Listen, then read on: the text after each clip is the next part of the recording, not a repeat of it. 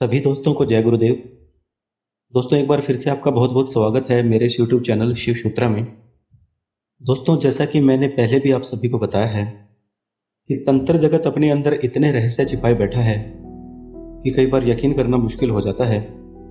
और आज की इस वीडियो में भी मैं आप सबके सामने तंत्र के कुछ ऐसे ही रहस्यों का पदार्पण करूंगा कि आप भी हैरान रह जाएंगे। दोस्तों, वीडियो थोड़ी बड़ी है, किंतु फिर भी आप इस पूरी वीडियो को अंत तक जरूर देखिएगा, क्योंकि अगर आपने वीडियो को स्किप किया तो कुछ न कुछ महत्वपूर्ण तथ्य जरूर मिस हो जाएंगे और अधूरी जानकारी से किसी भी प्रकार का कोई लाभ प्राप्त नहीं किया जा सकता। तो चलिए फिर शुरू करते हैं। दोस्तों, जीवन में धन की आवश्यकता को नकारा नहीं जा सकता है। पैसे से जहां जीवन अत्यधिक आसान हो जाता है, वहीं दूसरी ओर धन के अभाव में जीवन जीना भी दुष्कर लगने लगता है। पैसा मानव जीवन की एक अहम और मूलभूत जरूरत है, जिसके होने भर से ही हजारों परेशानियां दूर हो जाती हैं और जीवन खुशियों से भर जाता है। सारी पढ़ाई लिखाई, नौकरी, व्यापार करने के पीछे धन अर्जन ही एकमात्र कारण है, और लाख कोशिशों के बाद भी जब आय घटती जा रही हो और धन अर्जन के माध्यम सुलभ न हो पा रहे हो, तो जीवन चिंता, तनाव व निरस्ता से भर जाता है। किंतु तंत्र जगत में हमें इस समस्या का भी समाधान सरलता से मिल जाता है, क्योंकि तंत्रज्ञों ने जब जीवन की सारी समस्याओं का समाधान उपलब्ध कराया है, तो फिर धन जैसी मूलभूत जरूरत की समस्या उनसे अछूती कैसे रह सकती थी। बस यदि जरूरत है तो पूरे मनोयोग से उन प्रयोगों को करने की। और आज जो प्रयोग मैं आप सबको बताने वाला हूँ, वो लक्ष्मी साधनाओं में किसी चमकते नगीने से कम नहीं है। दोस्तों, जब मैं तंत्र के इस मार्ग पे आया था तो आर्थिक समस्याओं से मेरा जीवन भी भरा ही हुआ था। लेकिन वो कहते हैं ना कि जहाँ चाह वहाँ राह।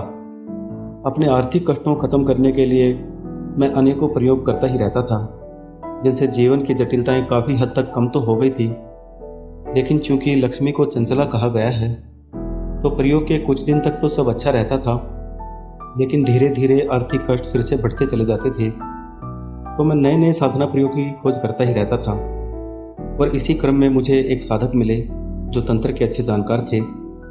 वो नारायण दत्त श्रीमाली जी के एक शिष्य थे।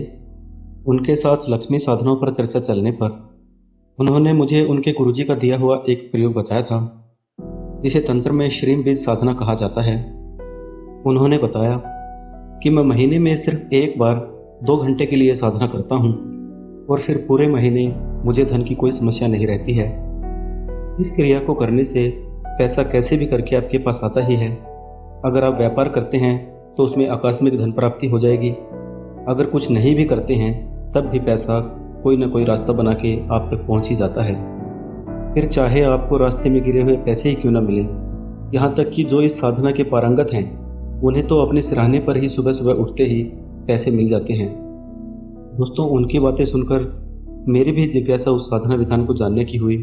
तो उन्होंने मुझे वो साधना विधान और उसका पूरा क्रम समझाया, जो मैंने अपनी डायरी में भी नोट कर लिया था। और फिर मैंने ये प्रयोग संपन्न करके भी देखा था, जिसके कि आश्चर्यचकित कर देने वाले परिणाम मुझे प्राप्त हुए थे। दोस्तों, इस साधना में पहले दिन जितना पैसा मिलता है, उससे अगले दिन वो कम हो जाता है, और फिर इसी क्रम में वो प्रतिदिन थोड़ा थोड़ा कम होता जाता है। और फिर 30 दिन बाद जब दोबारा साधना का दिन आता है, तब तक साधना का प्रभाव भी लगभग खत्म सा ही हो जाता है।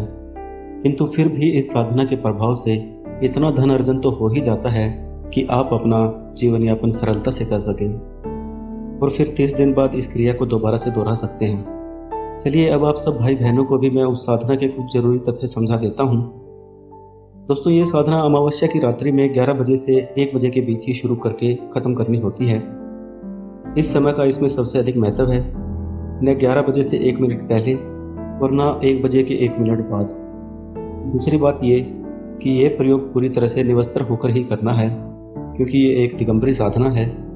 दोस्तों, क्रिया के समय आपके शरीर पर कोई कपड़ा नहीं होना चाहिए। यहाँ तक कि गले में कोई धागा, यज्ञोपवीत या हाथ में कोई मोली वगैरह कुछ भी नहीं होना चाहिए। इसलिए आपको ऐसे स्थान की व्यवस्था पहले से ही करनी पड़ेगी जहाँ पर न आप किसी को देख सकें न आपको कोई देखे।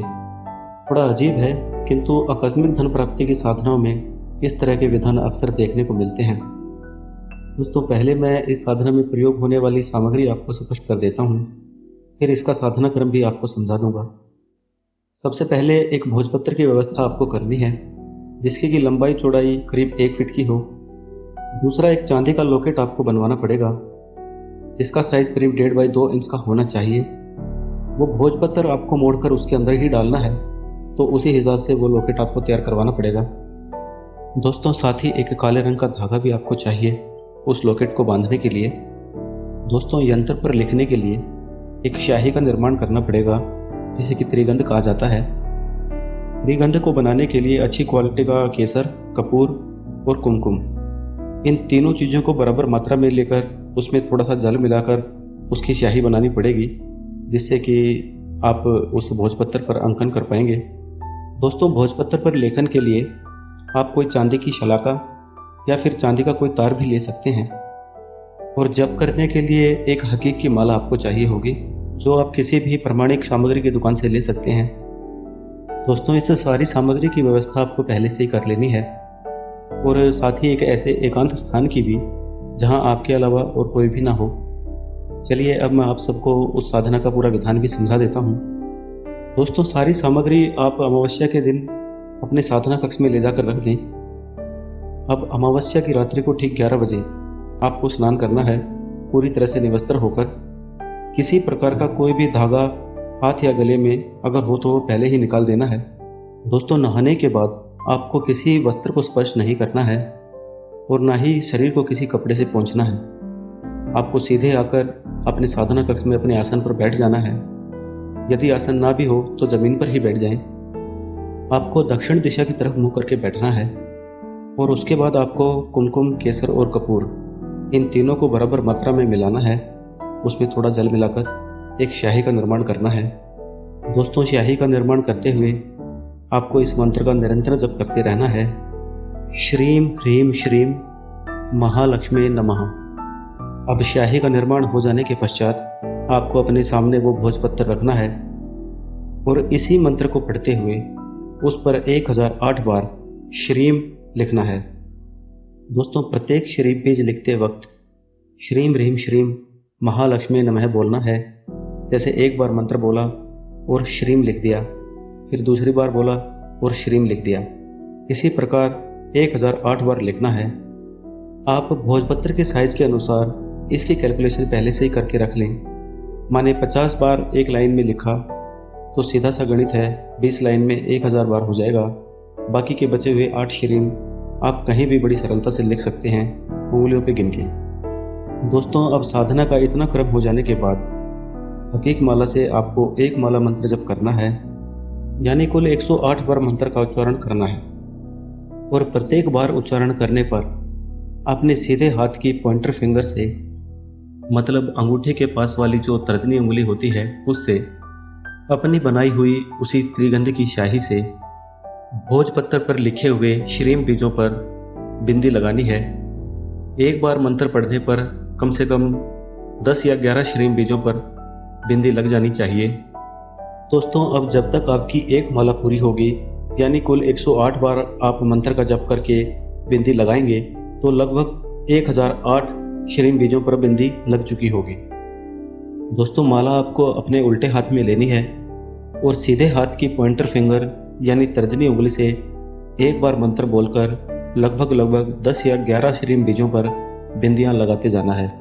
बिंदियां लगाते समय जिस मंत्र का जप करना है वो इस प्रकार रहेगा। श्रीम देवत्यय गंधर्व पिशाची कुबेराय हसनमुखीम आगच्छ सिद्धये ह्रीम श्रीम हुम फट। मंत्र का उच्चारण एक बार फिर से सुन लीजिए। श्रीम देवत्यय गंधर्व पिशाची कुबेराय हसनमुखीम आगच्छ सिद्धये ह्रीम श्रीम हुम फट। दोस्तों, इसके पश्चात इस भोजपत्र को मोड़कर उसी चांदी के लॉकेट में डाल दें, और लॉकेट का ढक्कन बंद कर दें, और लॉकेट को अपनी राइट हैंड की भुजा पर बांध लें। लॉकेट को बांधने के लिए उसी काले धागे का प्रयोग आपको करना है। इसके बाद प्रयोग की सफलता के लिए गुरुदेव से प्रार्थना करें, और फिर रात्रि में वहीं पर विश्राम करें। जमीन पर ही कोई चटाई वगैरह बिछा लें और सो जाएं। प्रातः उठकर आप वस्त्र आदि पहन सकते हैं। दोस्तों, इस प्रकार आपकी यह साधना संपन्न हो जाएगी। दोस्तों ये सारी प्रक्रिया स्नान से लेकर लॉकेट बाजू पर बांधने तक की 11 बजे से 1 बजे के मध्य 2 घंटे में ही आपको समाप्त करनी है। दिए गए समय में साधना संपन्न कर लेना ही इसमें सबसे बड़ी चुनौती होती है। इसके लिए पहले थोड़ी प्रैक्टिस कर लेनी चाहिए। मैंने भी ये साधना प्रथम बार में ही सफलता से कर ली थी। इसमें किसी प्रकार के पूजन, धूप, दीप, पुष्प आदि की कोई ज़रूरत नहीं है। कोई भी स्त्री या पुरुष इस साधना को संपन्न कर सकता है। डर या भय जैसी कोई भी स्थिति इसमें उत्पन्न नहीं होती है। दोस्तों अब 1 महीने तक इस लॉकेट को अपने बाजू पे बंधा रहने दें और फिर उस भोजपत्र को किसी नदी या तालाब में विसर्जित कर दें। वो चांदी का लॉकेट और चांदी की शलाका आप अनेकों बार प्रयोग कर सकते हैं, उनका विसर्जन नहीं करना है। दोस्तों इस साधना को संपन्न करने के बाद आपके साधन अपने आप बनने लगते हैं और धन आने लगता है। जब मैंने ये प्रयोग किया था तो 4-5 दिन बाद ही एक बड़ा ऑर्डर मुझे मिला था और फिर उसके बाद डेली 30 दिनों तक पैसे किसी न किसी माध्यम से आ ही जाते थे। हाँ, हर बार कुछ न कुछ कम जरूर हो जाते थे। जैसा उन भाई ने मुझे बताया था ठीक वैसा ही इसका रिजल्ट मुझे प्राप्त हुआ था। दोस्तों पैसा स्वयं ही एक पॉजिटिव एनर्जी होती है और इस क्रिया के योग से आप तक उस एनर्जी को खींचा जाता है। दोस्तों अब महीने के अंत तक जो भी धन आपको इस साधना के प्रभाव से प्राप्त हो उसमें से कुछ न कुछ दान पुण्य जरूर कीजिएगा, ताकि यदि इसका कुछ भार भी आप पर आना हो तो वो टल जाए। और दूसरा, जिस समाज में हम रहते हैं उसके प्रति भी हमारा कुछ न कुछ कर्तव्य होता है, उसका भी निर्वहन हम कर पाएँ। दोस्तों इन प्रयोगों को प्राप्त करने में मैंने अपना काफ़ी श्रम, समय और पैसा लगाया है, जो कि आपको आज घर बैठे बड़ी सरलता से प्राप्त हो रहे हैं। मैं आशा करता हूँ कि आप इन सारे प्रयोगों को करके देखेंगे जो भी मेरे द्वारा बताए गए हैं या भविष्य में बताए जाएंगे। तो दोस्तों आज के लिए इतना ही। जल्द ही आपसे फिर मिलूंगा तंत्र जगत के कुछ और अनसुलझे पहलुओं पर चर्चा करने के लिए। तब तक के लिए जय गुरुदेव।